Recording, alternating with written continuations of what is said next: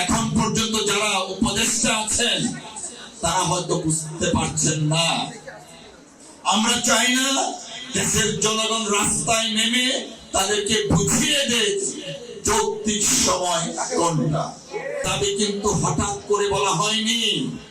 যেদিন প্রফেসর ইউনূস সাহেব শপথ নিয়েছিলেন সেই দিনই জনাব তারেক রহমান সাহেব বলেছিলেন এই সরকারকে আমরা রাজনৈতিকভাবে সমর্থন করি, কিন্তু যৌক্তিক সময়ের মধ্যে নির্বাচন দাবি করছি।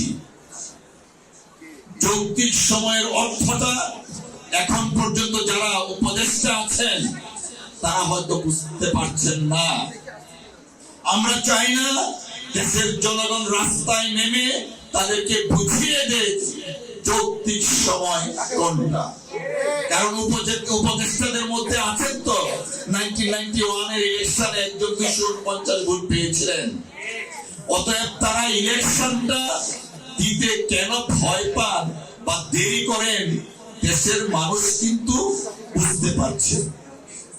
আর সেই জন্যই আমরা আমাদের যে দাবি ডিসেম্বরের মধ্যে নির্বাচন দিতে হবে।